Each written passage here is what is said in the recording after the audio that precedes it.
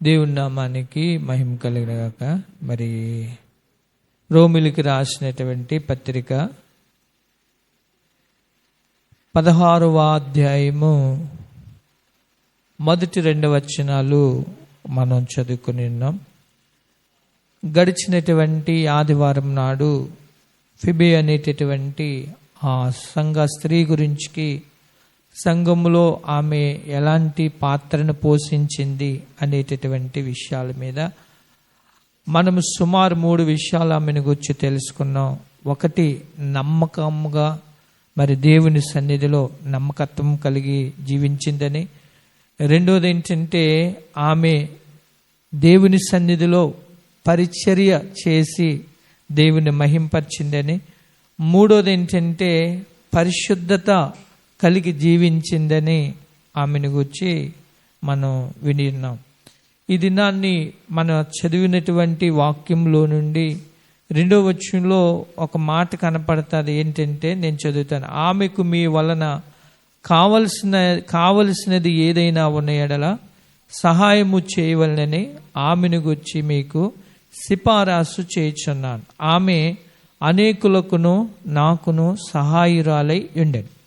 ఇక్కడ పౌలు గారు ఈ ఫిబేను గురించి చెప్పినటువంటి మరొక 4వ విషయం ఏంటంటే అని అంటాడు కదా, ఆమె అనేకులకును నాకును సహాయురాలై ఉండెను అనేటటువంటి మాట. అనగా సంఘములో ఆమె పోషించినటువంటి మరొక పాత్రను ఏం పోషించిందంటే ఆమె అనేకులకు ఆమె సహాయకురాలుగా ఉంది. తర్వాత ఏంటంటే నాకును ఆమె సహాయకురాలుగా ఉంది అనేటటువంటి, అంటే సంఘములో ఉన్నటువంటి సభ్యులైన వారు ఉండవలసినటువంటి విధానాన్ని ఫిబేను గురించి అయినా పౌలు గారు తెలియజేస్తా ఉన్నాడు. ఈమె ఎలా ఉందట? అనేకులకు సహాయకురాలుగా ఉంది, నాకు కూడా ఆమె సహాయకురాలుగా ఉంది. అనగా దేవుని సంఘం అనగా ఏంటంటే ఒక కుటుంబం. మన కుటుంబం ఎలాంటిదో సంఘము కూడా ఒకే కుటుంబం అన్నటువంటి విషయాన్ని మనం గమనించాలి. కుటుంబంలో మనం ఏం చేస్తామంటే ఏదన్నా కష్టం వచ్చినా, ఏదన్నా సుఖం వచ్చినా, ఏదన్నా మంచి అయినా, ఏదైనా చెడ్డైనా మనం ఏం చేస్తామంటే మన కుటుంబంలో ఎవరిని కూడా ఏం చేస్తాం, మనం వదులుకుంటామా? ఒకవేళ కుటుంబం అన్నాక కష్ట సుఖాలు రాకుండా ఉండవు. ఒక మాట అనుకుంటాం, లేకపోతే ఒక సందర్భంలో ఏదన్నా చిన్న చిన్న ఇబ్బందులు వస్తాయి, చిన్న చిన్ని కలతలు వస్తాయి, చిన్న చిన్న సమస్యలు వస్తాయి. అన్నంత మాత్రాన కొంచెం బాధ పెట్టుకుంటాం. కానీ కుటుంబాన్ని మాత్రం ఎవరం కూడా ఏం చేయలేమంటే వదిలిపెట్టుకోలేం. అన్నని కానీ, తమ్ముడిని కానీ, చెల్లిని కానీ, అక్కని కానీ, భార్యని కానీ, భర్తని కానీ, పిల్లల్ని కానీ, లేకపోతే తల్లిదండ్రులు కానీ, వీళ్ళెవరిని మనం ఏం చేయలేమంటే వదిలిపెట్టుకోలేం. ఎందుకని వదిలిపెట్టుకోలేమంటే వారు మన కుటుంబము కాబట్టి. ఇప్పుడు ఎవరినన్నా మనకి ఉదాహరణకి ఇంట్లో కొన్ని సమస్యలు ఉంటాయి. అన్నదమ్ములకో, అక్క చెల్లుకో, లేకపోతే తల్లిదండ్రులకో, పిల్లలకో ఇంట్లో ఉంటే మన వారిని ఎవరినన్నా చిన్న మాట అన్నారంటే మనం ఏం చేస్తామంటే వెంటనే వాళ్ళ మీదకి ఎందుకు మా వాడిని ఎట్లాగన్నావు అనేటటువంటి రీతిలో మనం వెళ్ళి వాళ్ళతో వాదిస్తాం. ఎందుకు అలా మనం అంత వాళ్ళని ఎందుకు విడిచిపెట్టుకోలేమంటే వాళ్ళు ఎవరు చెప్పండి? మన కుటుంబ సభ్యులు, వారు మన రక్త సంబంధులు కాబట్టి మనం వాళ్ళని వదులుకోలేం.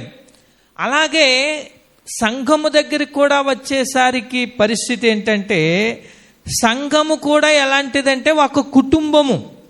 ఇది ఎవరి కుటుంబం అంటే దేవుని కుటుంబం. ఇది మనందరం దేవుని కుటుంబములో ఎవరమంటే తండ్రి మనకి దేవుడు, మనందరం కూడా ఆయన యొక్క పిల్లలము, ఆయన యొక్క బిడ్డలము.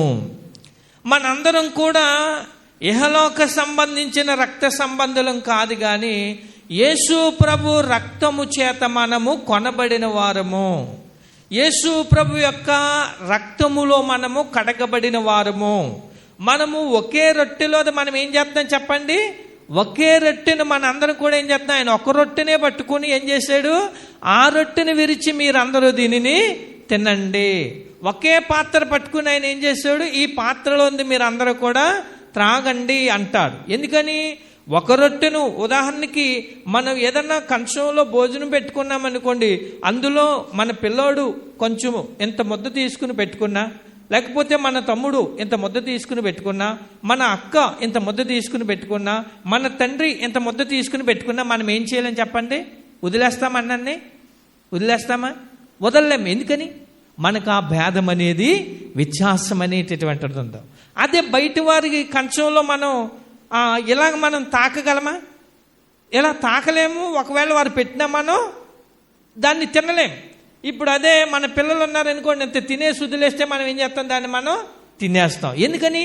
మన కుటుంబము కాబట్టి. అదే విధముగా మనందరం కూడా ఒకే రొట్టెను యేసు ప్రభువారు ఏం చేశారంటే, ఒక రొట్టెను పట్టుకుని దాన్ని విరిచి దీనిని మీరు తినండి. ఒకే పాత్రలో మనం అందరం ఏం చేయాలట? పానము చేయాలి. అంటే ఎందుకు ఆ యొక్క పద్ధతినైనా నేర్పించారు అనే విషయాన్ని గమనించగలిగితే మీరందరూ కూడా నా కుటుంబము, మీరందరూ కూడా నా పిల్లలు, మీరందరూ కూడా ఇందులో వేరే వ్యత్యాసం అనేది ఎవరిలో కూడా ఉండడానికి వీలు లేదు. అందరూ కూడా ఒక కుటుంబము అన్నటువంటి పద్ధతిని ఆయన మనకు నేర్పించడానికి కూడా అదొక సూచనగా మనం భావించాలి. కనుక సంఘం అనగా ఏంటంటే, తండ్రి మనకి దేవుడైతే మనందరం కూడా ఎవరమంటే ఆయన పిల్లలము, ఆయన కుటుంబము. కాబట్టి ఇక మనలో ఉండవలసినటువంటి పరిస్థితులు ఏంటంటే, వ్యత్యాసాలు అనేటటువంటి ఎంత మాత్రం కూడా మనలోనికి రావడానికి వీల్లేదు.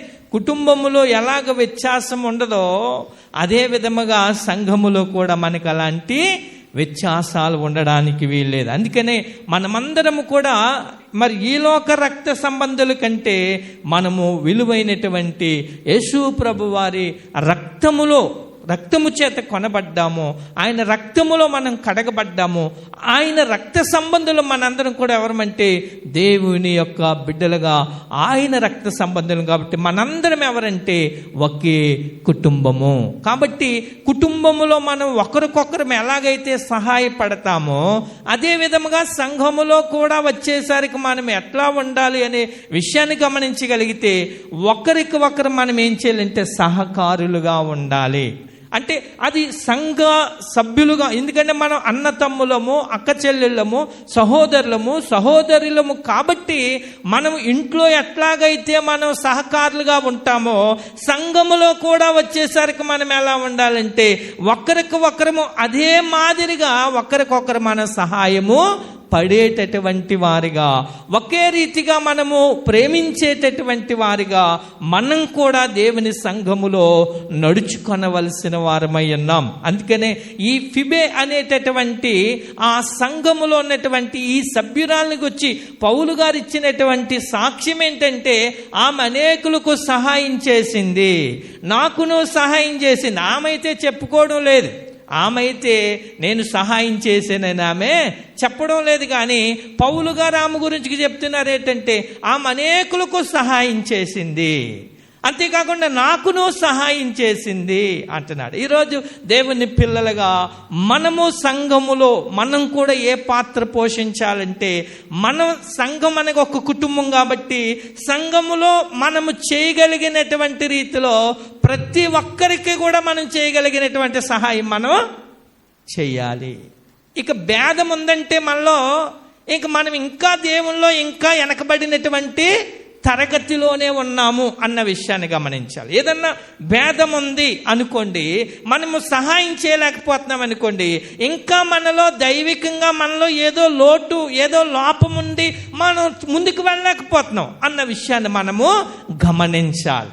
ఇక్కడ ఈమెను గురించి మనం ఆలోచించగలిగితే అనేకులకు సహాయం చేసింది. మనం కూడా ఎట్లా ఉండాలంటే ఎవరికైనా సరే సంఘములో దేవుని యొక్క బిడ్డలుగా మన సంఘములో ఉన్నట్టు మనకనే కాదు ఇతర సంఘములో ఒకవేళ ఎవరైనా దేవుని పిల్లలకు మనం ఏం చేయగలగాలంటే మనము చేయగలిగినటువంటి సహాయమును మనం ఖచ్చితంగా చేయగలగాలి. అంతేకాకుండా పౌలు గారు కూడా అంటాడు, ఇదిగో ఆమె నాకును సహాయకురాలయ్యింది అనగైతే పౌలుకు కూడా ఈమె ఎలా ఉందంటే దైవజనుడికి కూడా ఆమె సహకారురాలుగా ఉంది. అంటే ఆమె ఏ రీతిగా సహాయం చేసిందో మనకైతే ఇక్కడ వివరణ లేదు, కానీ దైవజనుడికి సహకారురాలుగానే ఉంది.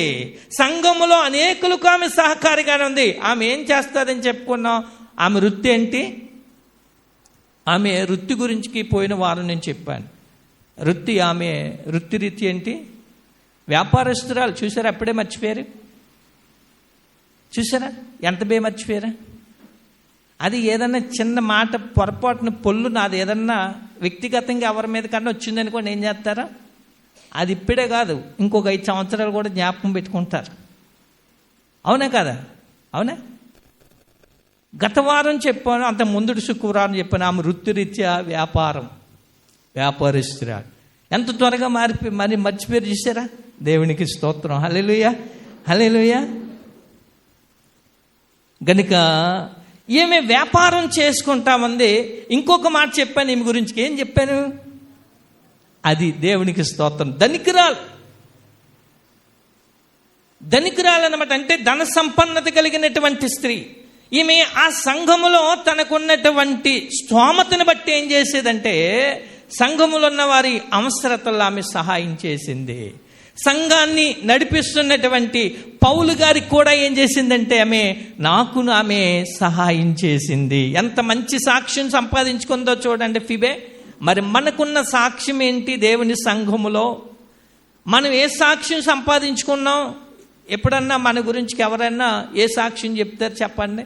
మనం 20 సంవత్సరాలు అయ్యి ఉండొచ్చు బాప్తిసం తీసుకుని, 15 సంవత్సరాలు అయ్యి ఉండొచ్చు, 10 సంవత్సరాలు అయ్యి ఉండొచ్చు, 5 సంవత్సరాలు అయ్యి ఉండొచ్చు, 2 సంవత్సరాలు అయ్యి ఉండొచ్చు, 25 సంవత్సరాలు అయ్యి ఉండొచ్చు, 35 సంవత్సరాలు అయ్యి ఉండొచ్చు. మన కొరకు మన సంఘంలో ఉన్నవారు ఎవరైనా సాక్ష్యం ఇస్తారా? ఒకవేళ మన కుటుంబంలో వారు ఎవరైనా సాక్ష్యం ఇస్తారా మన కొరకు? ఆ సాక్ష్యం మనకుందా? మా ఆయన ఇలాంటోడనే సాక్ష్యం, మా ఆవిడ ఇలాంటిదనే సాక్ష్యం, మా అమ్మ నాన్న ఇలాంటి వాళ్ళనే సాక్ష్యం, కుటుంబంలో మా అక్క ఇలాంటిది, మా అన్న ఇలాంటివాడనే సాక్ష్యం. పోనీ అక్కడ పక్కన పెట్టండి, సంఘంలో ఇదిగో పలానా స్త్రీ ఇలాంటిది, పలానా పురుషుడు ఇలాంటోడు, మనకేమైనా సాక్ష్యం ఉందా? సాక్ష్యం లేకపోతేక మనకేమీ కూడా ప్రయోజనం లేదు. అందుకనే మీరు గమనించినట్లయితే పూర్వం భక్తులందరూ కూడా హెబ్రీలకు రాసిన పత్రికలోనికి ఒకసారి రండి. హెబ్రీలకు రాసిన పత్రిక 11వ అధ్యాయం. 11వ అధ్యాయంలో అక్కడ 4వ వచనాన్ని చదువుతారా? విశ్వాసమును బట్టి హేబేలు కయ్యని కంటే శ్రేష్టమైన బలి దేవునికి అర్పించెను. ఆ దేవుడు అతని అర్పణలను గురించి సాక్ష్యం ఇచ్చినప్పుడు ఎవరిచ్చారట సాక్ష్యం? దేవుడు అతని అర్పణలను గురించి సాక్ష్యం ఇచ్చాడట. అంటే హేబేలు భూమి మీద ఉన్నప్పుడు చేసినటువంటి దేవునికి ఇచ్చిన అర్పణ బట్టి ఎవరు సాక్ష్యం ఇచ్చారట? దేవుడే సాక్ష్యం ఇచ్చాడు. అంటే దేవుని పిల్లలకి ఏముండాలి చెప్పండి? మనకి సాక్ష్యం అనేది చాలా ఇంపార్టెంట్. అంటే దేవుడు ఇవ్వాలి, సంఘము కూడా మన కొరకు సాక్ష్యం ఇవ్వాలి. నెంబర్ 2, ఇంకా కిందకి చదువు బాబు. ఆ విశ్వాసమును బట్టి నీతిమంతుడని సాక్ష్యం. ఎలాంటి సాక్ష్యం పొందాడట? నీతిమంతుడని సాక్ష్యం పొందాడట. అంటే దేవుని పిల్లలకి ఏముండాలి చెప్పండి? ఖచ్చితంగా సాక్ష్యం దేవుడు ఇవ్వాలి, సంఘం ఇవ్వాలి. ఇంకా మనం గమనించగలిగితే 5వ వచనాన్ని, విశ్వాసమును బట్టి హానోకు మరణము చూడకుండానట్లు కొనుపోబడును. అతడు కొనుపోబడక మునుపు దేవునికై ఇష్టడై ఉండనని సాక్ష్యం పొంది. చూశారు, అతను కొనుపోబడక మునిపే, అంటే అతడు దేవుడి దగ్గరికి వెళ్ళకముందే ఏ సాక్ష్యం పొందుకున్నాడట? దేవునికి ఇష్టడని సాక్ష్యం పొందాడు. ఇక్కడ హేబేలు గురించి ఆలోచించగలిగితే అర్పణ విషయంలో విశ్వాసమును బట్టి నీతిమంతుడని సాక్ష్యం పొందాడట. ఇక్కడ మనం హానోకు గురించి మనం గమనించగలిగితే ఇత్తడేంటట? ఇదిగో విశ్వాసమును బట్టి హానోకు మరణము చూడకుండానట్లు కొనుపోబడెను. అతడు కొనుపోబడక మునుపు దేవునికి ఇష్టుడై ఉండెనని సాక్ష్యం పొంది. చూసారా ఎలాంటి సాక్ష్యం? అంటే భూమి మీద ఉండగానే దేవుడికి, భూమి మీద ఉన్న మనుషులతోనూ దేవుడితోనూ కూడా అతడు ఏమని సాక్ష్యం పొందాడట? దేవునికి ఇష్టడని సాక్ష్యం పొందాడు. మరి దేవుని పిల్లలుగా మనకి సాక్ష్యం ఉండాలి. మరి వాళ్ళకే ఉంటే ఇంకా మనకు వద్దా? ఏమంటే అంత భక్తులకే సాక్ష్యం ఉంటే మనకు వద్దండి. ఇంకా మనం కిందకి గమనించగలిగితే 6వ వచనాన్ని ఇక్కడ మనం గమనించగలిగితే ఒకసారి, విశ్వాసం లేకుండా దేవునికి ఇష్టడై ఉండుట అసాధ్యము. చదువు బాబు. దేవుని ఎదుకు వచ్చేవాడు ఆయన ఉన్నాడనియు తన్ను వెదకు వారికి ఫలము దయచేవాడనియు నమ్మవలని కదా. తర్వాత ఇక్కడ ఇంకొక మాట 8వ వచనం. అబ్రహాము పిలువబడినప్పుడు విశ్వాసమును బట్టి ఆ పిలుపునకు లోబడి తాను పొందనైన స్వాస్థ్యముగా పొందనైన ప్రదేశమునకు బయలువెళ్ళును, మరియు ఎక్కడికి వెళ్ళవలెనో అది ఎరుగక బయలువెళ్ళాను. ఇక్కడ తర్వాత ఇంకా మనం గమనించగలిగితే 11వ వచనంలో విశ్వాసమును బట్టి సారాయు వాగ్దానము చేసిన వాడు నమ్మదగిన వాడిని ఎంచుకొనేను గనుక తాను వయసు గతించినదేను గర్భము ధరించుటకు శక్తి పొందెను. దేవునికి స్తోత్రాలు కలిగినాయి. ఇక్కడ మనం గమనించగలిగితే వీళ్ళందరూ కూడా ఏం పొందుకున్నారంటే భూమి మీద ఉండగా సాక్ష్యం పొందుకున్నారు.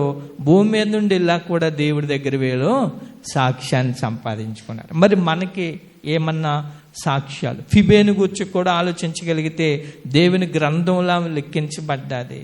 సంఘంలో కెంక్రేయ అనేటటువంటి గ్రామంలో ఆమె సంఘ సభ్యురాలుగా ఉంది. అనేకులకు సహాయం చేసిందంట, పౌలుకి సహాయం చేసిందంట. మరి ఆమెకున్నది సాక్ష్యం. మరి మనకేమన్నా ఎంతకాలం మన సర్వీసులో మనకున్న సాక్ష్యం ఏంటి? మాట విషయంలో మన మాట విషయంలో సాక్ష్యం ఉందా? మన ప్రవర్తన విషయంలో సాక్ష్యం ఉందా? ప్రార్థన జీవిత విషయంలో సాక్ష్యం ఉందా? వ్యక్తిగత విషయంలో సాక్ష్యం ఉందా? ఒకవేళ దేవుని కొరకు ఏదైనా మంచి పని చేసే విషయంలో సాక్ష్యం ఉందా? ఒకవేళ ఎవరికన్నా సంఘంలో సహాయం చేసే సాక్ష్యం ఉందా? ఒకవేళ సంఘంలో ఎవరికన్నా ఇతడు చాలా మంచోడు అనిపించుకునే సాక్ష్యం ఉందా? మరి లేకపోతే మనం చేసే భక్తి ఎలాంటిది అన్నది మనం ప్రశ్న వేసుకోవాలి. లేకపోతే క్రియలు లేని విశ్వాసం ఏంటట? మృతమాట. అంటే వాక్యానికి తగినటువంటి జీవిత విధానం లేకపోతే దానివల్ల మనకి ఏమన్నా ఫలితం అంటారా? లేదు. పోనీ దేవుడన్నా సంతోషిస్తాడా? దేవుడన్నా సంతోషిస్తాడా? ఆయన అసలే సంతోషించడు. ఆయనకి మనకి మొక్కమాటం ఉంటుంది కానీ దేవుడికి మొక్కమాటం అనేటటువంటిది ఉండదు. గనుక మన పరిస్థితి ఎట్లా ఉంది అన్నది మనం గమనించాలి. గనుక ఈ ఫిబేలో ఉన్నటువంటి 4వది ఏంటంటే ఆమె అనేకులకు సహాయం చేసింది. పౌలుకి దేవజనుడికి సహాయం చేసింది. అంటే ఆమె వృత్తిరీత్యా వ్యాపారస్తురాలు, ఆమె ధనవంతురాలు. ఒకవేళ ఏ రీతిగా అనేక రీతిలుగా ఆమె ఏమి సహాయం చేసిందో పరిశుద్ధ గ్రంథములో వివరణ అయితే లేదు కానీ ఖచ్చితంగా మాత్రం వారి అవసరతల్లో సహాయం చేసింది అన్న విషయాన్ని అయితే మనము కనీసం అంటే డబ్బుని మనం ఇవ్వలేము, ఒకవేళ ఆస్తిపాస్తులు ఇవ్వలేము, కనీసం మనం చేయగలిగిన సహాయమైనా మనం చేయగలగాలి. అయితే కొన్ని విషయాలు పరిశుద్ధ గ్రంథములో నుండి అన్నీ కాదు కానీ కొన్ని మాటలు మీకు నేను తెలియజేస్తాను. ఒకసారి 2వ తెస్సలోనికైలకు రాసినటువంటి పత్రిక 3వ అధ్యాయము 2వ వచనం చదువుకుందాం. 2వ తెస్సలోనికైలకు రాసినటువంటి పత్రిక 3వ అధ్యాయము 2వ వచనాన్ని. మేము మూర్ఖులైన దుష్ట మనుష్యుల చేతిలో నుండి తప్పింపబడు నిమిత్తమును మా కొరకు ప్రార్థించుడి. చాలండి. ఇక్కడ మనం గమనించగలిగితే తెస్సలోని సంఘానికి పౌలు గారు ఒక ఉత్తరం రాశారు. ఉత్తరం రాసినటువంటి సమయంలో అక్కడ సంఘాన్ని ఆయన కోరుకున్న సహాయం ఏంటంటే, ఆయన కోరినటువంటి సహాయం ఏంటంటే పౌలు గారు మేము మూర్ఖులైన దుష్ట మనుషుల చేతిలో నుండి తప్పింపబడు నిమిత్తమును. ఎవరి చేతిలో ఉండట? దుష్ట మనుషుల చేతిలో నుండి మేము తప్పింపబడినట్లు మీరేం చేయాలట? మా కొరకు ప్రార్థన చేయండి. పౌలు గారు కోరుకున్నది ఏంటంటే సంఘాన్ని మీరు మా కొరకు ప్రార్థన చేయండి. తర్వాత యేసు ప్రభు వారు కూడా ప్రార్థన కోరారు. మత్తయి సువార్తలో మనం గమనించగలిగితే 26వ అధ్యాయములో యేసు ప్రభు వారు కూడా ప్రార్థన కోరారు శిష్యులు. ఒకసారి మత్తయి సువార్త దయతో 26వ అధ్యాయము 40వ వచనం. ఆయన మరలా శిష్యుల యొద్దకు వచ్చి వారు నిద్రించుట చూచి ఒక గడియ అయినను నాతో మేలుకొని ఉండలేరా అని చాలు. ఇక్కడ యేసు ప్రభు వారు శిలువ మరణానికి అప్పగింపబడే ముందు రాత్రి ఆయనకి పరిస్థితి అంతా కూడా తెలిసిపోయి అంటాడు కదా, నా కొరకు కొంత సమయం మీరు మెలకువగా ఉండి ప్రార్థన చేయడి అని శిష్యుల్ని కోరుకుంటారు. అప్పుడు వాళ్ళు ఏం చేస్తారంటే అలసిపోయి పండుకుని పోతారు, ప్రార్థన చేయలేని పరిస్థితి. అంటే యేసు ప్రభు ఏ సహాయం కోరుకున్నాడంటే శిష్యులు, మీరు నా కొరకు ప్రార్థన చేయండి. ఇక్కడ పౌలు ఏం కోరుకున్నాడంటే సంఘాన్ని, మా కొరకు దుష్ట మనుషుల చేతిలో నుండి మమ్మల్ని దేవుడు తప్పించినట్లుగా మా కొరకు మీరు ప్రార్థన చేయండి అని కోరుకున్నాడు. అంటే ఒకవేళ మనము ధనాన్ని, మనకున్న వాటిని మనం సహాయం చేయలేకపోయినా మనకి కలిగింది దేవుడిచ్చింది ఏంటంటే ప్రార్థన చేసేటటువంటి కృపను దేవుడు మనకు ఇచ్చాడు. ఒకవేళ యేసు ప్రభువే మా కొరకు ప్రార్థన చెయ్యండి అని శిష్యులు కోరాడు, అపోస్తులుడైన పౌలే మా కొరకు మీరు ప్రార్థన చెయ్యండి అని ప్రార్థన సహాయాన్ని తెస్సలోని సంఘాన్ని కోరాడు. అయితే మరి వాళ్ళ ప్రార్థన వాళ్ళు కోరినప్పుడు దేవుని పిల్లలుగా మనము కూడా ఏం చేయగలగాలి అనే విషయాన్ని గమనించగలిగితే, మనం కూడా ఏం చేయగలగాలంటే, డబ్బు ధనము ఇవ్వలేం కాబట్టి ఒకరికి ఒకరు మనం ఏం చేయాలి, ఎవరన్నా కష్టంలో ఉంటే వాళ్ళ కొరకు మనం ఏం చేయాలి, 100 మాటలు అనవసరమైన మాటలు గంట కూర్చుని అక్కడ చెప్పడం కంటే వాళ్ళ కొరకు ఒక 10 నిమిషాలు ప్రార్థన చేయడం ఎంతో వాళ్ళకి ఆశీర్వాదం. గంట సేపు కూర్చుని మాట్లాడతారు ఎక్కడికన్నా వెళ్తే, కనీసం ఒక్క 10 నిమిషాలు ఎప్పుడన్నా మనం ఎవరింటికన్నా వెళ్ళి ప్రార్థన చేస్తామా? మొత్తం దేశంలో ఉన్న సంగతులన్నీ గంట కూర్చుని మాట్లాడతాం అక్కడ. ఎప్పుడన్నా ఏ ఇంటికన్నా వెళ్ళి అక్కడ ఒక్క 10 నిమిషాలు ప్రార్థన చేశామంటే మనం ఎవరన్నా చేశారు అలాగా? ఎవరింటికన్నా ఒకవేళ అప్పుల్లో ఉన్నాం, మేము బలహీనతలో ఉన్నాము, బాధలో ఉన్నాము, శ్రమలో ఉన్నాము, ఎవరో చనిపోయారు, వాళ్ళ ఇంటికి వెళ్ళి ఎప్పుడన్నా ఒక్క 10 నిమిషాలు ప్రార్థన చేసామంటే ఎవరన్నా ఒకసారి చేయి చూపించండి అలా ప్రార్థన చేసిన వాళ్ళు ఉంటే. డబ్బు ధనం మనం ఇవ్వలేకపోవచ్చండి, కనీసం మనం ప్రార్థన అన్నా. పేతురు, యోహాను శృంగారమనే దేవాలయానికి వెళ్ళారు ఒకరోజు 3 గంటలకి. అక్కడ భిక్షగాడొకడు అడుక్కోవడానికి కూర్చున్నాడు. పాపం పేతురు, యోహానులు పాస్టర్ గారి పరిస్థితులు తెలుసు కదా, పుల్లుగా నిలువు టంగీలు వేసేసుకుని తెల్లగా మెరిసిపోతే వెళ్తున్నారు. ఇంకా బలేటోళ్ళు దొరికేసాడు రా బాబు, బలేటోళ్ళు దొరికేశారు ఈరోజు, ఇంకేలైతే మనకి బాగా అనుకున్నాడు అతను. పేతురు యోహాను దగ్గర ఏముందంటే పైన తెల్లని వస్త్రాలు ఉన్నాయి, కానీ మా దగ్గర వాళ్ళు అంటారు వెండి బంగారం మా దగ్గర లేదు. ఏమి లేదట, మా దగ్గర వెండి లేదయ్యా, బంగారం లేదయ్యా అని చెప్పి దేవుని నామం పేరట ఆ వ్యక్తి కొరకు ప్రార్థన చేసి లేచి నడువమంటారు. చూసారా, ధనము చెయ్యలేంది, బంగారం చేయలేంది ఒక ప్రార్థన ఆ వ్యక్తి జీవితాన్ని బాగు చేసింది. దేవునికి స్తోత్రం కలుగును గాక. మరి ఎప్పుడన్నా మనం ఎక్కడికన్నా వెళ్తాం, మీరు చాలామంది మీ చుట్టాలింటికి పట్టాలింటికి వెళ్ళి మాట్లాడటం తప్పని కాదు, కొంతసేపు మాట్లాడండి, మంచి అడ్డలు తెలుసుకోండి, పొరపాటు లేదు. చాలా అప్పులు ఉన్నాయి, చాలా ఇబ్బందులు ఉన్నాయి, అనారోగ్యం ఉంది, కష్టం ఉంది, నష్టం ఉంది, అసలు ఇంట్లో సమాధానం లేదు, శాంతి లేదు అంటే ఎప్పుడైనా చిన్న ప్రార్థన చేసుకుందాం చెల్లె, చిన్న ప్రార్థన చేసుకుందాం అక్క, చిన్న ప్రార్థన చేసుకుందాం అన్న, చిన్న ప్రార్థన చేసుకుందాం బావా, చిన్న ప్రార్థన చేసుకుందాం నాన్న, కళ్ళు మూసుకొని నీ కొరకు నేను ప్రార్థన చేస్తానని అనగలిగామా? ఆ సహాయం కూడా చేయలేమా? అలాగ చేస్తే ధనము చేయలేంది, వెండి చేయలేంది ఆ కుంటివాడి జీవితాన్ని ఒక ప్రార్థన బాగు చేసింది. దేవునికి స్తోత్రం కలిగిన గాక. హల్లెలూయా. అది ఊరికనే ఇచ్చేదే కదా, మనం ఎల్లు వాళ్ళ కొరకు ప్రార్థన చేయొచ్చు కదా. మనం ఏమైపోయింది? అలా ప్రార్థన చేస్తే ఒకవేళ వాళ్ళ కొరకు మనం ప్రార్థన చేస్తే మనకేమొస్తుంది అనేటటువంటి ప్రశ్న మనలో వస్తుంది. యోబు తన స్నేహితుల కొరకు ఎప్పుడైతే ప్రార్థన చేశాడో 2 అంతల ఆశీర్వాదాన్ని దేవుడు యోబుకి దయచేశాడు. అన్నిటికంటే మనం చేయగలిగిన సహాయం డబ్బు ఇవ్వలేం, ధనం ఇవ్వలేం, వెండి ఇవ్వలేం, బంగారం ఇవ్వలేం. ఒకవేళ ఉన్నవాళ్ళు ఎవరు, లేనోళ్ళు ఇవ్వలేరు. కానీ దేవుడు ఉచితంగా ప్రార్థన చేసే వరం ఇచ్చాడు. ఆ ప్రార్థన చేసే వరాన్ని ఉచితంగా మన వాళ్ళకి కోసేపు వాళ్ళ కొరకు ప్రార్థన చేస్తే అక్కడ వాళ్ళు ఎంతో ఆదరణ పొందుతారు, ఎంత బలపడతారు. ఒకవేళ నీ ప్రార్థన విని దేవుడు వాళ్ళకి ఎన్న ఉపకారం చెయ్యొచ్చేమో. నాకు మొర్ర పెట్టుము, నేను నీకు ఉత్తరం ఇస్తాను. ఎక్కడైతే నా నామం పేరుతో 2-3 కూడి ఉంటారో నేను వారి మధ్యన ఉంటాను. వాళ్ళ దగ్గరికి వెళ్ళి మనం ఏం చేయాలి? ప్రార్థన చేయాలి. అంతేగాని లోకంలో ఉన్న సంగతులు, దేశంలో ఉన్న సంగతులు మొత్తం అన్నీ 1 గంట సేపు 2 గంటల సేపు మాట్లాడి వాళ్ళు శుభ్రంగా టీ ఎత్తారు, డ్రింక్ ఎత్తారు, ఏదో ఎత్తారు. 1 గంట సేపు మాట్లాడేసి వచ్చేస్తా.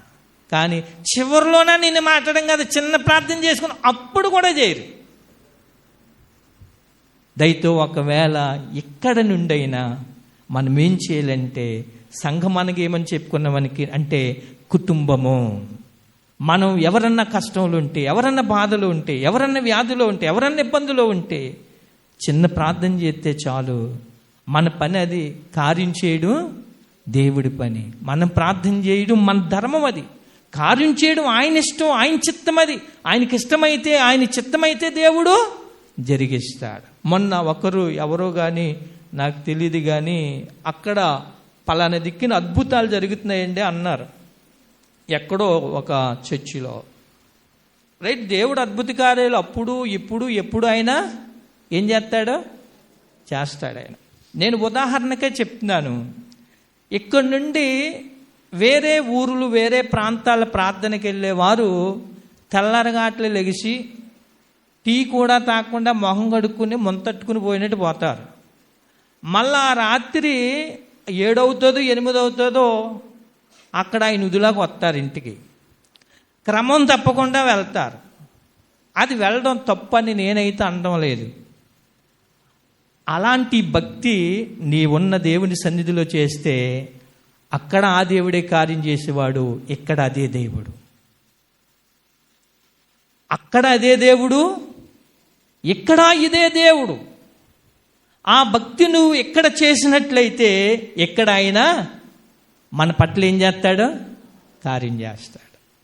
కాకినాడ వెళ్తున్నారండి, చాలా జనమండి అన్నారు. రైట్, మంచిదే, దేవుడు చేయడని కాదు. నీవు అంత సమయం అక్కడ ఉన్నట్టుగా ఇక్కడ కూడా నీవు దేవుని మందిరంలో ప్రార్థన చేసుకోగలిగితే ఇక్కడ కూడా మన దేవుడు ఏం చేస్తాడో, అక్కడ ఆ దేవుడే కార్యం చేసేవాడు, ఇక్కడ అదే దేవుడు ప్రార్థన చేసేవాడు. అక్కడికిక్కడికి తేడా ఏంటో తెలుసా? ఇక్కడ ప్రార్థన 10 గంటల కంటే 12 గంటలకు వస్తాం, అరగంటలో ముగించకపోతే మరలా కోప్పడి వెళ్ళిపోతాం. అక్కడైతే తెల్లరగాట్ల 5 గంటలకు వెళ్తాం, రాత్రి 9 గంటలకు మళ్ళీ అయ్యగారు నూనె చల్లేదాకా అక్కడే ఉంటాం.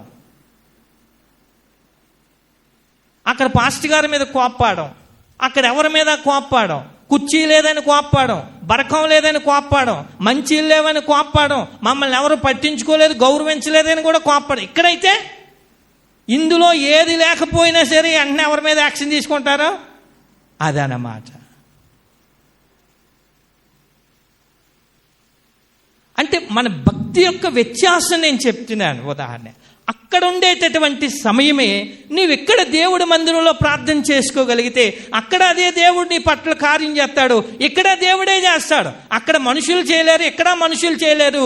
కార్యాలు ఎవరు చేయగలరంటే దేవుడు ఒక్కడే, ఆయన ఒక్కడే కార్యాలు చేసే దేవుడు, కానీ నరులు కాదు. పేతురు, యోహాన్లు ఆ ప్రార్థన చేసిన తర్వాత దేవుడి కార్యం చేస్తే ఆ వ్యక్తి వీళ్ళ కాళ్ళ మీద పడతా ఉంటే వారు పిచ్చోడా, మేం కాదురా బాబు, ఈ కార్యాలు చేసింది ఎవరో తెలుసా? నజరేయుడైన యేసు నామం పేరట యేసు ప్రభు వారు నిన్ను బాగు చేశాడని చెప్పాడు. దేవునికి స్తోత్రం కలిగిన గాక. యేసు ప్రభు కార్యం చేస్తాడు కానీ మనుషులు కాదు. ఆ సంగతిని మనం గమనించాలి. భక్తిలో ఉన్న వ్యత్యాసం చెప్తున్నాను నేను. ఎందుకంటే అలాంటి ప్రార్థన, అలాంటి భక్తి, అంత సమయం నీవెంత ఇక్కడే దేవుడి మందిరంలో నీవు ఉండి ప్రార్థన చేయగలిగితే దేవుడు కార్యం చేస్తాడు. నేను ఒక మాట చెప్తున్నాను చూడండి, మా జీవితంలో జరిగిన సంఘటన.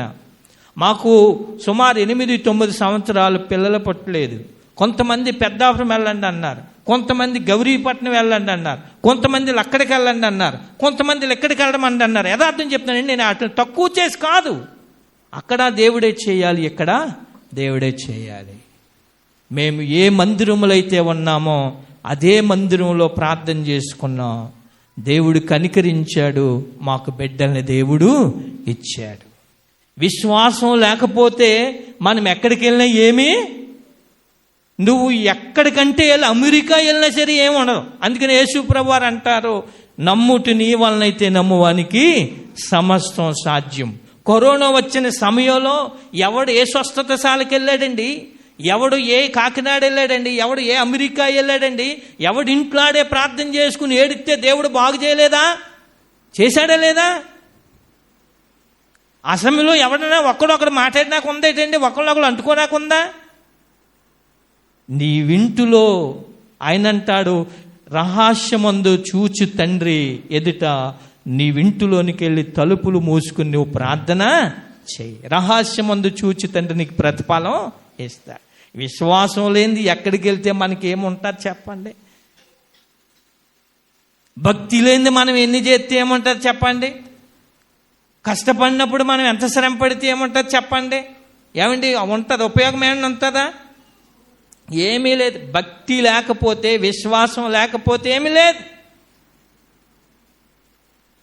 మనం ఉన్న మందిరంలోనే మోకరించి, నువ్వు పొద్దున్నరా 8-10 గంటలకు వచ్చి సాయంత్రం 4 గంటల దాకా ప్రార్థించే, దేవుడు చెయ్యకపోతే అప్పుడు దేవుడు నెలది.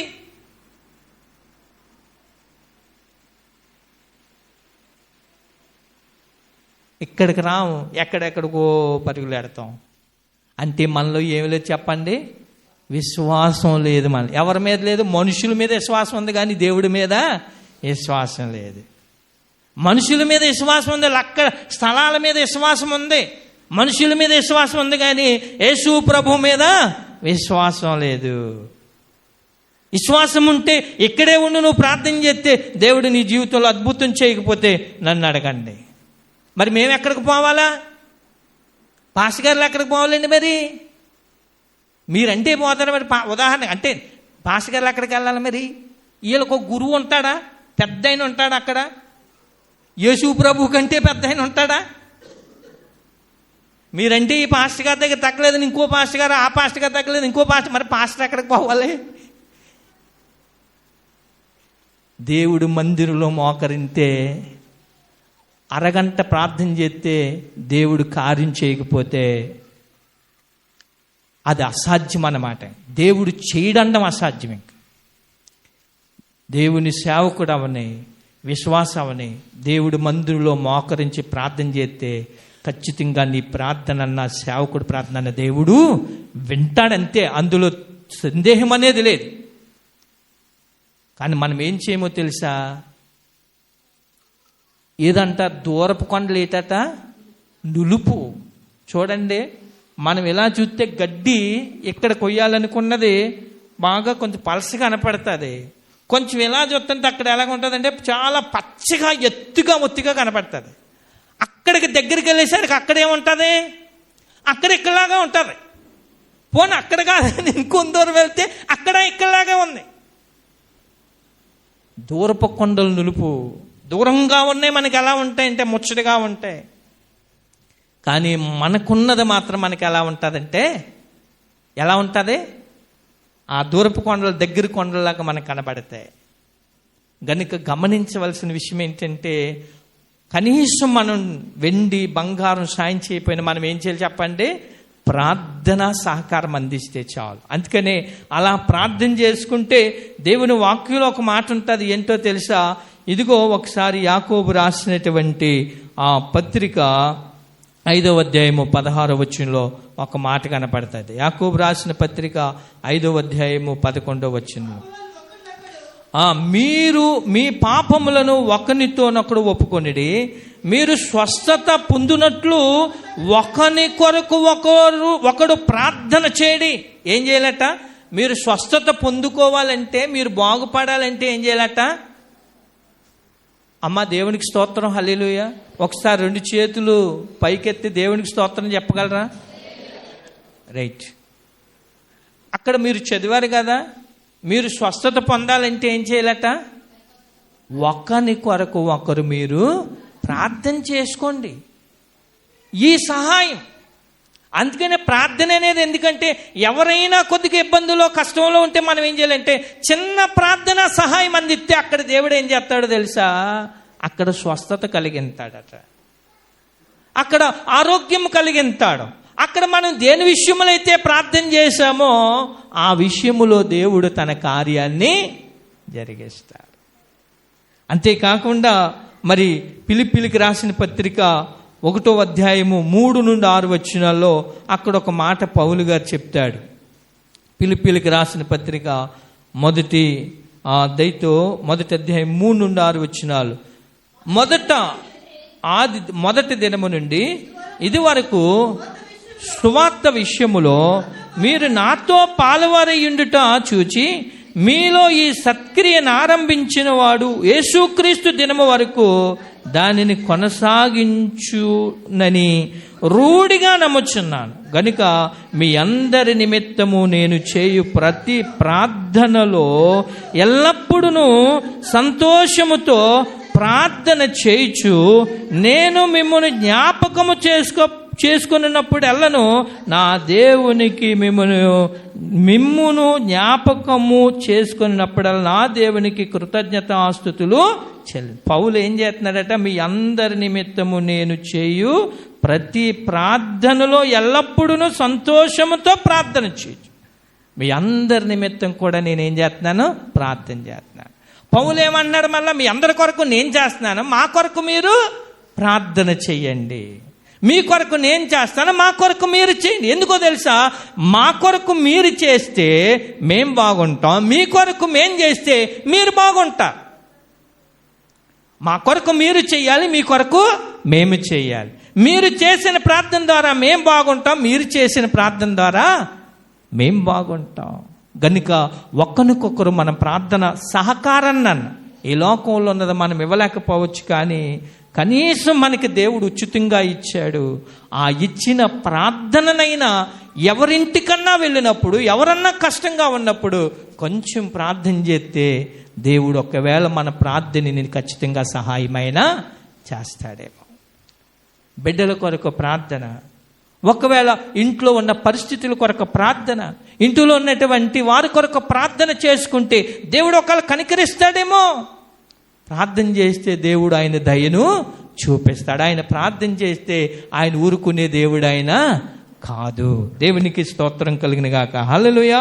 గనుక మరి సహకారం, కనీసం మనం ప్రార్థన సహకారమైన మనం చేసుకునే వారిగా ఉంటే మంచిది. ఇక రెండో విషయాన్ని, ఎవరెవరు ఆయనకు సహాయం చేశారు అనే విషయాన్ని గమనించగలిగితే ఈ ఫిబే ఆయనకు సహాయం చేసింది. మరొకరు ఎవరంటే ఫిలిప్పీలకు రాసినటువంటి పత్రికలో 4వ అధ్యాయము 14వ వచనము నుండి 19వ వచనంలో అక్కడ కొన్ని మాటలు పౌలు గారు రాశారు. చదవమ్మా. నా శ్రమలలో నా శ్రమలలో మీరు పాలు పుచ్చుకొని నది మంచి పని.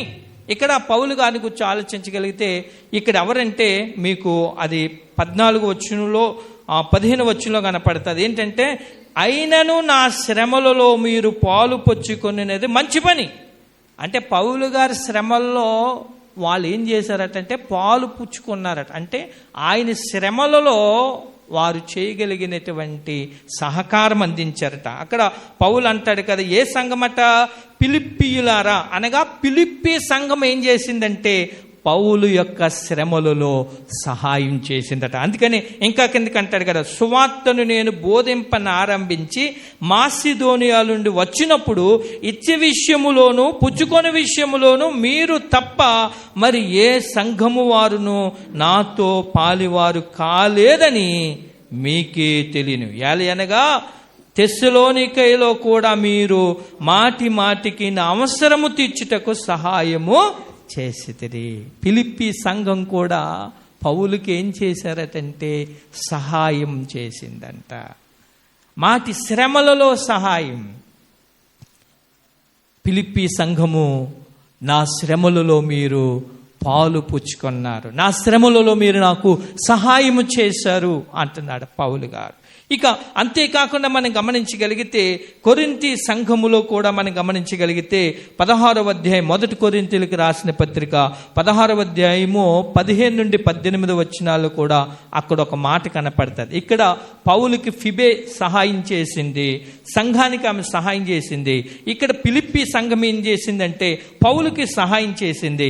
ఇక్కడ కొరింథీయులకు రాసినటువంటి పత్రిక దయతో మనం గమనించగలిగితే 16వ అధ్యాయం 15వ వచనంలో చదివితే, స్టెఫను ఇంటి వారును అకయ యొక్క ప్రథమ ఫలమై ఉన్నారనియు వారు పరిశుద్ధులకు పరిచర్య చేయుటకు తమ్మును తాము అప్పగించుకుని ఉన్నారని మీకు తెలియను. కాబట్టి సహోదరులారా, అట్టి వారికి పనిలో సహాయము చేయుచు ప్రయాసపడుచు ఉండు వారికందరికి మీరు విధేయులై ఉండవలనని మిమ్మును బతిమాలుకొనుచున్నాను. స్టెఫను, ఇదిగో ఫోర్మోనాతు, అకాయికు అనువారు వచ్చినందున సంతోషించుచున్నాను.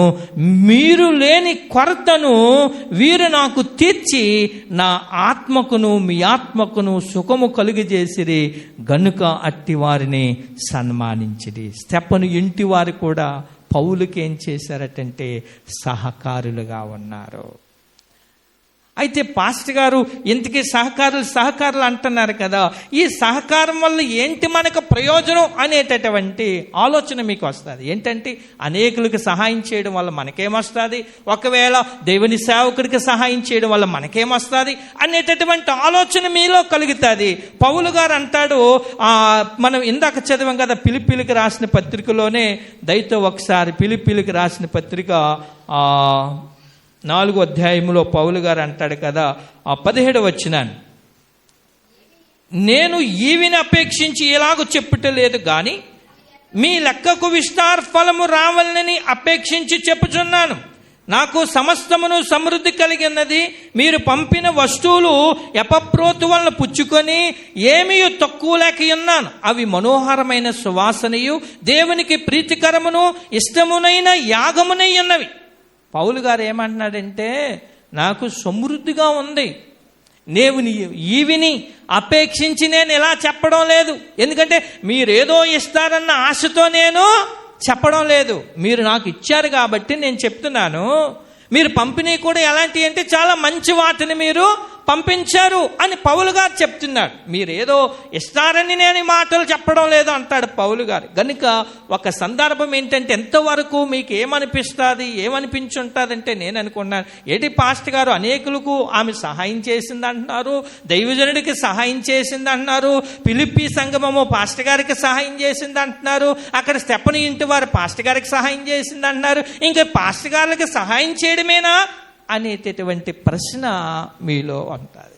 అయితే ఇలా సహాయం చేసిన వారికి అదే పౌలు దేవుని వాక్యం ఏమని చెప్తుందంటే, ఏ విధమైనటువంటి సహాయం చేసిన వారికి దేవుడు ప్రతిఫలం ఇస్తాడు అనే విషయాన్ని మనం గమనించగలిగితే, ఇదే ఫిలిప్పీలకు రాసినటువంటి పత్రికలో 4వ అధ్యాయంలో 3వ వచనాన్ని చదవండి. అంటే సంఘములో ఉన్న వారికి సహాయం చేయడం ద్వారా, కాపరికి సహాయం చేయడం ద్వారా దేవుడు ఎలాంటి ప్రతిఫలాలు ఇస్తాడో ఇదే దేవుని వాక్యం చెప్తుంది. ఒకసారి చదవండి.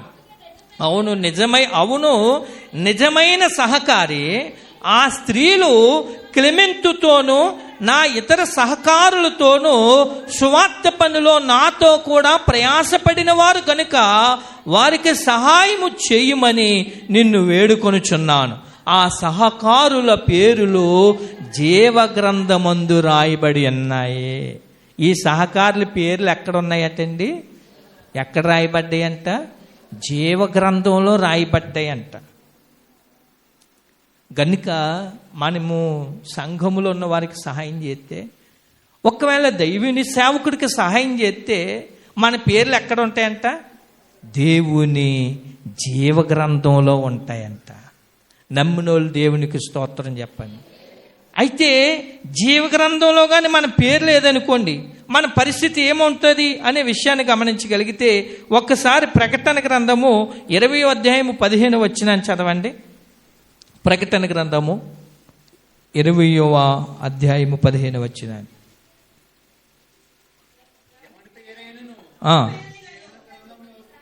ఎవని పేరైనను జీవ గ్రంథమందు రాయబట్టునట్టు కనబడిన యెడల వాడు అగ్నిగుండంలో వేయబడి. చాలండి. జీవ గ్రంథంలో ఎవరి పేరన్నా రాయబడకపోతే వాళ్ళు ఎందులో పడతారట? అగ్నిగుండంలో పడతారట. దేవునికి స్తోత్రం కలిగిన. అంటే సహాయం చేసిన వారి పేర్లు ఎక్కడుంటాయటంటే దేవుని జీవ గ్రంథంలో రాయబడతాయట.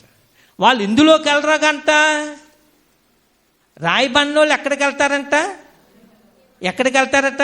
అగ్నిగుండంలోకి వెళ్తారు. రాయబడిన వాళ్ళు ఎక్కడికి వెళ్తారు? జీవ గ్రంథంలో ఉన్నవారు వాళ్ళు ఇంకా గుండంలోనికి వెళ్ళరు వాళ్ళు.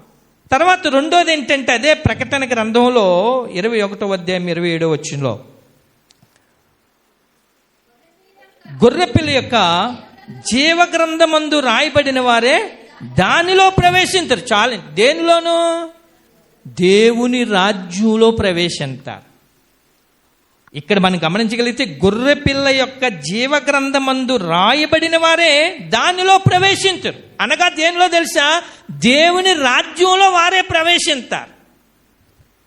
సహాయం సంఘంలో ఉన్న వారికి మనం సహాయం చేసినా, ఒక దేవుని సేవకునికి సహాయం చేసినా కలిగే ప్రతిఫలం ఏంటంటే, ఒకటి జీవ గ్రంథంలో మన పేరు రాయబడతారు. రెండోది ఏంటంటే మనం దేవుని రాజ్యంలో ప్రవేశిస్తాం. అగ్నిగుండంలోనికి మాత్రం వెళ్ళము. ఎవరి పేరైతే రాయబడదో వాళ్ళు ఎందులోకి వెళ్తారట? అగ్నిగుండంలోనికి వెళ్తారట. తర్వాత మరొక విషయాన్ని గమనించగలిగితే ఫిలిప్పీయులకు రాసిన పత్రిక 4వ అధ్యాయము 17వ వచనంలో కూడా పౌలు గారు మంచి మాట చెప్పాడు. ఫిలిప్పీయులకు రాసిన పత్రిక 4వ అధ్యాయము దయతో 17వ వచనాన్ని చదవమ్మా. నేను ఈవిని అపేక్షించి ఏలాగూ చెప్పుట లేదు, మీకు లెక్కకు విస్తార ఫలము రావాలని అపేక్షించి చెప్పుచున్నాను. ఏంటంట? సహాయం చేసిన వారికి పౌలు గారు చెప్పేది ఏంటంటే, ఈవిని అపేక్షించి నేను ఇలాగ చెప్పడం లేదు, కానీ మీ లెక్కకు ఏంటట? మీ లెక్కకు విస్తార ఫలము రావాలని అపేక్షించి చెప్తున్నాను. అంటే మనము సహకారులుగా ఉంటే దేవుడు ఏమిస్తాడో తెలుసా? విస్తారమైనటువంటి ప్రతిఫలాన్ని. మనం లెక్క కంటేటి మనం ఎంతైతే వాళ్ళకి చేశామో అంతకంటే విస్తారమైన ఫలం వస్తుంది. మనం ఎంతైతే వాళ్ళకి చేశామో అంతకంటే విస్తారమైన ఫలం వస్తుంది. అందుకనే మనం గమనించగలిగినట్లయితే దేవుడు దయగల వారిపైన దయ చూపించే దేవుడు. మనం ఎవరిపైన దయ చూపించామనుకుంటే ఆ దయ ఎవరి మీదకి వస్తుంది? మన పైన చూపిస్తాడు దేవుడు దయ. ఇక్కడ పౌలు కూడా ఏమంటున్నాడంటే, మీరు ఎంతైతే ఆ వ్యక్తికి సహాయం చేశారో, మీరు ఎంతైతే అతనికి సహాయం చేశారో ఆ లెక్క కంటే మీరిచ్చిన దానికంటే విస్తారమైన ఫలాన్ని దేవుడు మరలా మీకు ఇస్తాడు. దేవునికి స్తోత్రాలు కలిగి. అంటే మూడోది ఏంటంటే, మనం సహకరిస్తే, మనం సహాయం చేసే సంఘములో ఉన్న వారికి కానీ కాపరికి కానీ దేవుడు ఏమిస్తాడంటే, మనం ఎంత అయితే ఇచ్చామో అంతకంటే విస్తారమైన ఫలాన్ని దేవుడు మనకు ఇస్తాడట. దేవునికి స్తోత్రాలు కలిగిన.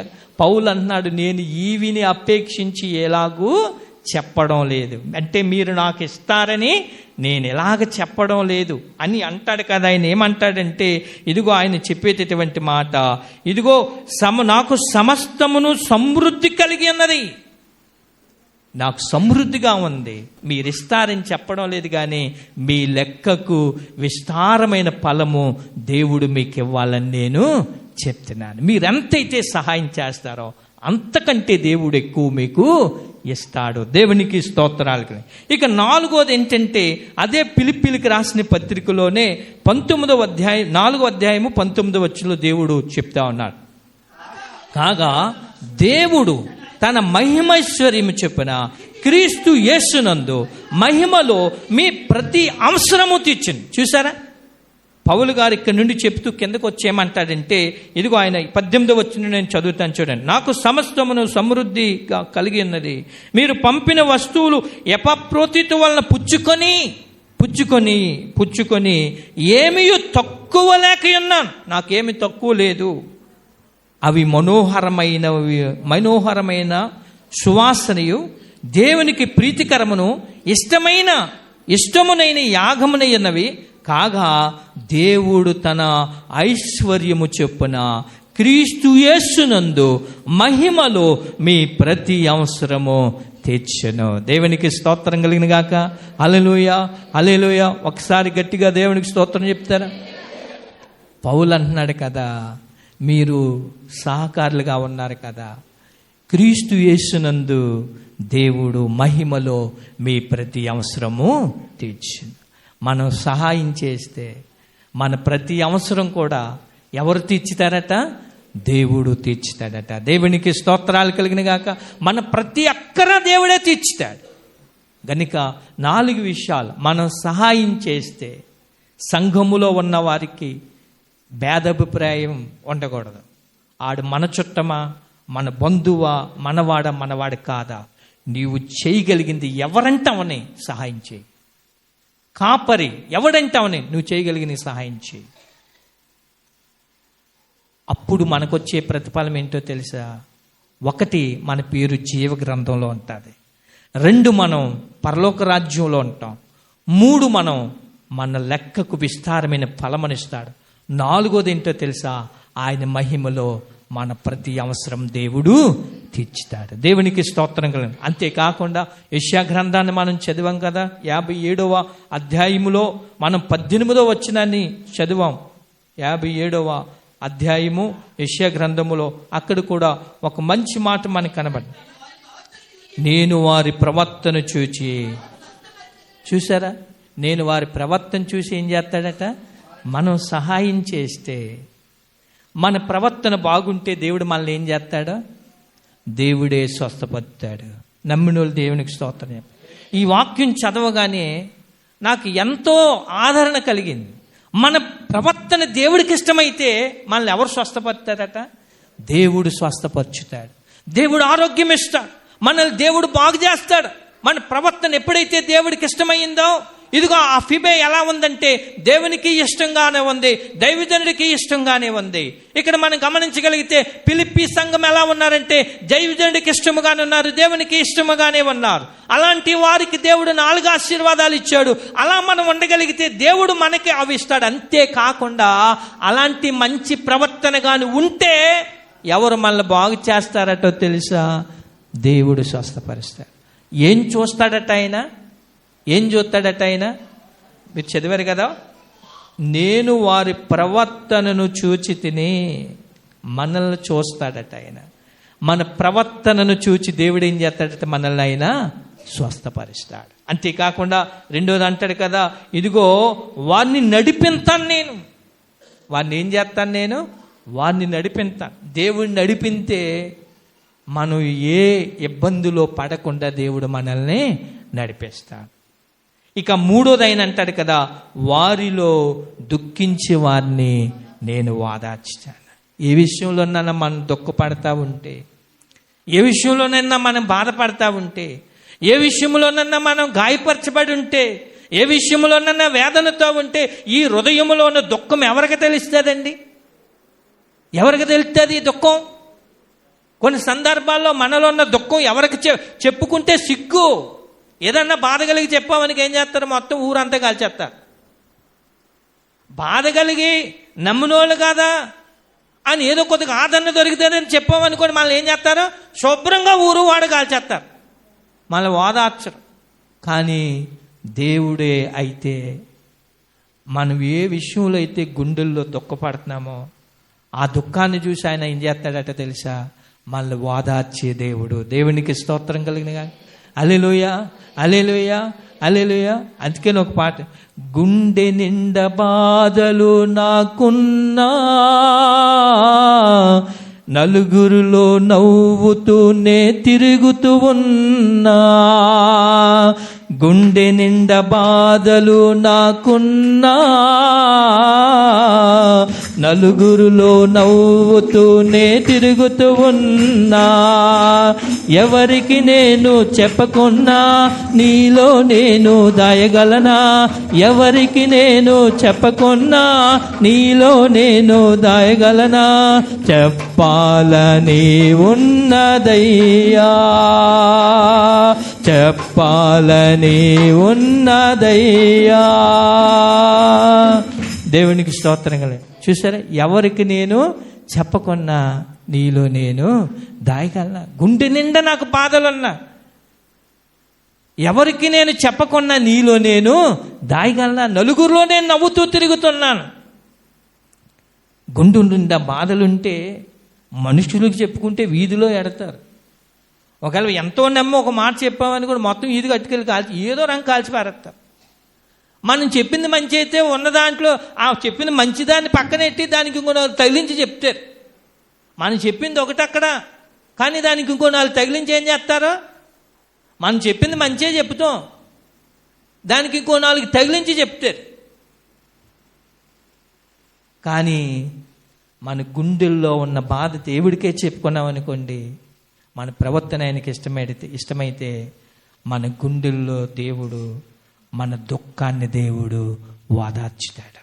ఏ విషయంలో దుఃఖపడుతున్నామో, ఏ విషయంలో వేదన పడుతున్నామో, ఏ విషయంలో బాధపడుతున్నామో ఎవరికి చెప్పలేకపోయినా దేవుడి దగ్గర దాయలేము.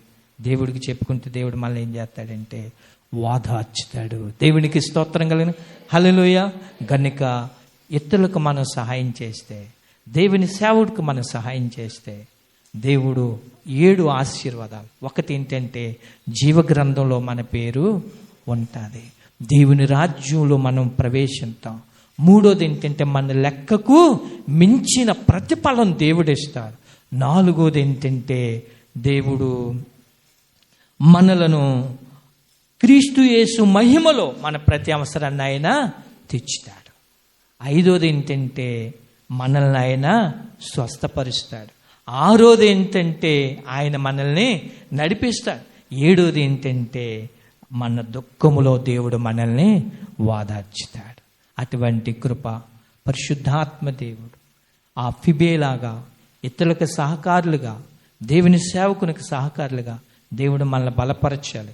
ఈ 7 ఆశీర్వాదాలు జీవగ్రంథములో మనందరి పేర్లు దేవుడు రాయించాలి. మనందరినీ కూడా దేవుని రాజ్యానికి వారసులుగా దేవుడు ముద్రించాలి. మన లెక్కకు తగిన ప్రతిఫలం విస్తారంగా దేవుడు అనుగ్రహించాలని, ఆయన మహిమైశ్వర్యములో మన ప్రతి అవసరము దేవుడు తీర్చాలని, మన ప్రవర్తనను దేవుడు చూచి దేవుడు మనల్ని స్వస్థపరచాలని, నిత్యము దేవుడే మనల్ని నడిపించాలని, మనలో ఉన్న దుఃఖమును దేవుడు తొలగించి మనందరికీ ఓదార్పు అనుగ్రహించి ఆయన మహిమ కొరకు మన కుటుంబాన్ని దీవించాలని కోరుకుంటూ ఈ నా మాటలు ముగిస్తున్నాను. దేవుడి కొద్ది మాటలు దీవించి ఆశీర్వదించునుగాక. ఆమేన్. తలలు వంచుకుందాం, ప్రార్థన చేసుకుందాం. ప్రార్థన. ప్రభువా నీకు వందనాలు. ఈరోజు నాయన మీరు మాట్లాడిన ఈ మాటలన్నిటిని బట్టి మీకు వందనాలు తెలియజేస్తున్నాం. మేము సంఘములో ఉన్న వారికి సహకారులుగా, ఇతరులకు మేము సహకారులుగా, దైవజనులకు మేము సహకారులుగా ఉండడానికి కృప చూపుదేవా. జీవగ్రంథములో మా పేర్లుండినట్లుగా మీరు సహాయం చేయండి. నీ రాజ్యానికి ప్రభువా మమ్మల్ని వారసులుగా మీరు చేయండి. మా లెక్కకు నాయన విస్తారమైన ఫలములను మీరు దయచేయండి. నీ మహిమైశ్వర్యములో ప్రభువా మా ప్రతి అవసరతయు తీర్చండి. మా ప్రవర్తన మీరు చూచి మమ్మల్ని స్వస్థపరచండి. దేవా నిత్యము మీరు మమ్మల్ని నడిపించండి. నీ మహిమైశ్వర్యములో మా ప్రతి అవసరం తీర్చమని దేవా, మాలో ఉన్న దుఃఖము నెరిగిన దేవుడు నాయన దుఃఖము తొలగించి మాకందరికీ ఓదార్పిచ్చి నిన్ను మహిమపరిచే కుటుంబాలుగా ఈ మాటలు విని మమ్మల్ని అందరినీ ఆశీర్వదించి దీవించి మహిమ ఘనత ప్రభావాలు పొందుతారని యేసుక్రీస్తు నామములో ఈ ప్రార్థన అడిగి వేడుకొంచున్నాను పరమ తండ్రి. ఆమేన్.